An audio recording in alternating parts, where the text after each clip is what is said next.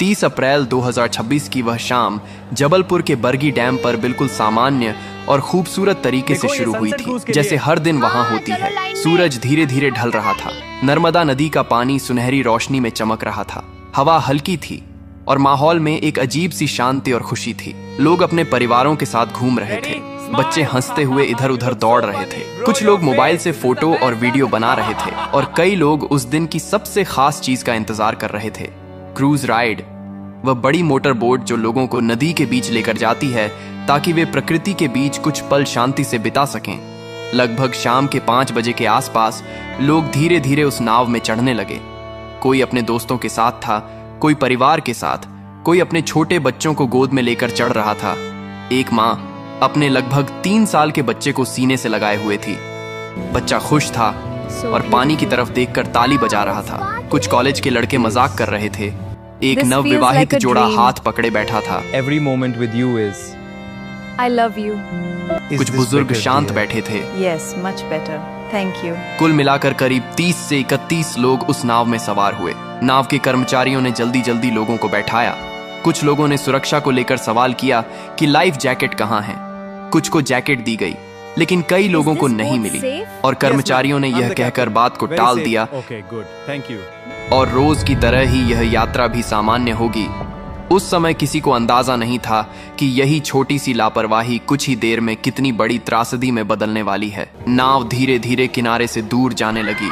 Engine की आवाज हल्की थी। पानी पर हल्की लहरें बन रही थीं। लोग खुश थे। कोई सेल्फी ले रहा था, कोई वीडियो बना रहा था। बच्चे पानी को देखकर खुश हो रहे थे। कुछ लोग गाने गा रहे थे। माहौल बिल्कुल एक पिकनिक जैसा था। लेकिन जैसे जैसे नाव आगे बढ़ी, आसमान का रंग धीरे धीरे बदलने लगा। दूर कहीं काले बादल दिखाई देने लगे। हवा थोड़ी तेज हो गई। शुरू में किसी ने ज्यादा ध्यान नहीं दिया, क्योंकि अक्सर ऐसा मौसम आता है और चला जाता है। लेकिन कुछ ही मिनटों में हवा की रफ्तार बढ़ने लगी। पानी में हलचल तेज हो गई। नाव हल्की हल्की डोलने लगी। कुछ लोगों ने चिंता जताई और कर्मचारियों से कहा कि शायद वापस लौटना चाहिए, लेकिन जवाब मिला कि यह सामान्य है और डरने की कोई बात नहीं है। यह वही पल था जहां अगर फैसला बदल जाता तो शायद कहानी भी बदल जाती। लेकिन नाव आगे बढ़ती रही। अब हवा और तेज हो चुकी थी। लहरें ऊंची उठने लगी थी। नाव अब पहले से ज्यादा हिल रही थी। लोगों के चेहरों पर मुस्कान की जगह डर आने लगा था। बच्चों ने रोना शुरू कर दिया था। महिलाएं भगवान का नाम लेने लगी थीं। कुछ लोग खड़े होकर संतुलन बनाने की कोशिश कर रहे थे।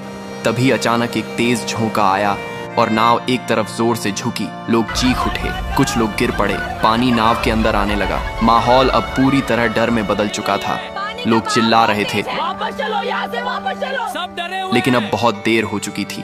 अचानक एक और बड़ी लहर आई और नाव का संतुलन पूरी तरह बिगड़ गया। कुछ ही सेकंड में वह पल आया जिसे कोई कभी भूल नहीं पाएगा। नाव पलट गई और सब कुछ पानी में चला गया। एक पल पहले जो लोग हंस रहे थे, अगले ही पल वे खुद को गहरे पानी में पाते हैं। चारों तरफ चीखें, पानी और अफरा तफरी थी। कोई किसी को पकड़ने की कोशिश कर रहा था, कोई तैरने की कोशिश कर रहा था। कई लोगों को तैरना नहीं आता था। कुछ लोग लाइफ जैकेट के सहारे ऊपर रहने की कोशिश कर रहे थे। वह माँ जिसने अपने बच्चे को सीने से लगाया हुआ था, पानी में गिरते ही उसने अपने बच्चे को और कसकर पकड़ लिया। वह खुद तैर नहीं पा रही थी, लेकिन उसने अपने बच्चे को छोड़ा नहीं। कुछ लोग एक दूसरे को पकड़कर बचने की कोशिश कर रहे थे, लेकिन डर और घबराहट इतनी थी कि कोई सही दिशा में सोच नहीं पा रहा था।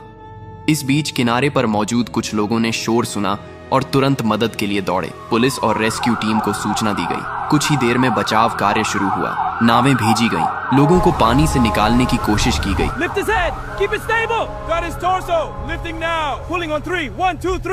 जो लोग सतह पर थे उन्हें जल्दी बाहर निकाला गया, लेकिन जो नीचे जा चुके थे उन्हें ढूंढना मुश्किल था। कई लोगों को बेहोशी की हालत में निकाला गया।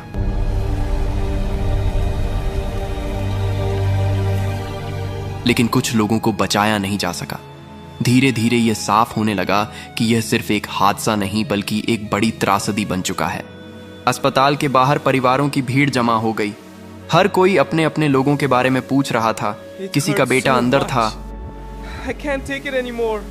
हर एम्बुलेंस के आने पर दिल की धड़कन तेज हो जाती थी, लेकिन कई बार जवाब उम्मीद के खिलाफ होता था। कुछ लोग हमेशा के लिए चले गए थे। कई परिवार टूट चुके थे। बाद में जांच में सामने आया कि मौसम की चेतावनी को गंभीरता से नहीं लिया गया, नाव को समय पर वापस नहीं मोड़ा गया और सबसे बड़ी बात, सभी यात्रियों को लाइफ जैकेट नहीं दी गई। यह एक ऐसी गलती थी जिसकी कीमत कई जिंदगियों ने अपनी जान देकर चुकाई। 30 अप्रैल की वह शाम जो खुशी और सुकून से शुरू हुई थी, वह दर्द, चीखों और आंसुओं में खत्म हुई। और आज भी जब उस घटना को याद किया जाता है तो एक ही सवाल मन में आता है, अगर थोड़ी सी सावधानी बरती जाती, अगर सही समय पर सही फैसला लिया जाता, तो क्या ये लोग आज जिंदा होते? यह हादसा सिर्फ एक घटना नहीं था, यह एक चेतावनी थी कि जिंदगी में सुरक्षा को कभी हल्के में नहीं लेना चाहिए, क्योंकि एक छोटी सी लापरवाही भी सब कुछ छीन सकती है। और उस दिन नर्मदा का शांत पानी गवाह बन गया उन आखिरी पलों का, जहां हंसी अचानक खामोशी में बदल गई और कई कहानियां अधूरी रह गईं।